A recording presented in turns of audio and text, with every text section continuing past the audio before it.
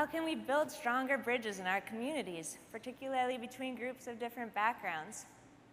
Or perhaps you're one who's giving and giving and giving, yet progress seems so slow or at times non-existent. And we wonder, is there a point in which it's okay to give up? Or can love truly conquer all? Well, I asked very similar questions when I met Leroy and D'Artagnan. And over the years, as the three of us have grown closer, we've learned some interesting answers.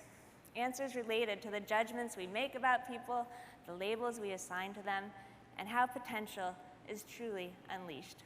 And as I walked into their gym for the first time, there they were, coming at me, one on top of the other.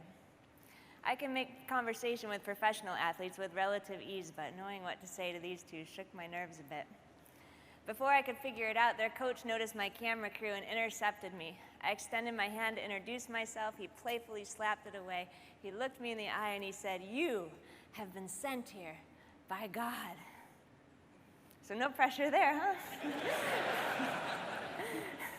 He went on to explain that every day he walked the track praying for his athletes. And he said, "This year I've been praying hard for Sutton and Crockett because they're seniors, and once they graduate, this world's got nothing for them."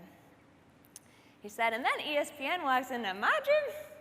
He said, "That ain't no coincidence, little lady. You are here for a reason." Well, when their first story aired in 2009, America agreed. From Ipswich to Idaho, men and women, young and old, saw what D'Artagnan saw, the potential for greatness. The supporters rallied around, the funds rolled in, and college was now a reality. And I really thought I would just sort of pack them up and wave proudly from afar as they rode off into their new lives. But it quickly became apparent that the landmines between their dreams and their realities were more than they could handle on their own. We affectionately came to call these things ghetto grenades. Kapuya!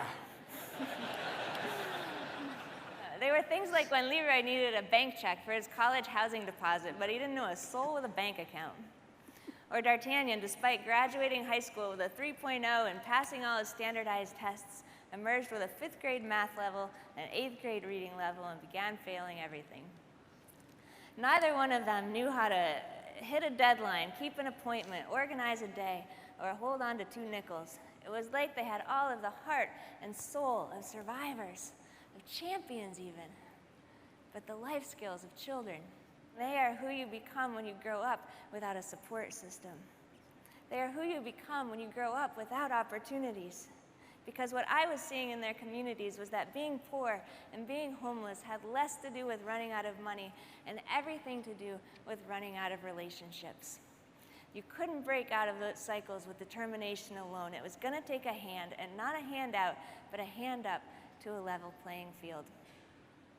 I also started to see that handing them opportunities was only half of the solution and only half of what they needed. The other half, the really crucial half, was love. They needed constant support if they were going to soar, a love that would be with them through the 2 steps forward and every step back. And so when things grew difficult or they would drop the ball, I resolved to love harder and fiercer. I celebrated the slightest victory, the smallest grade improvement, an appointment kept, a month without overdrafting the bank account.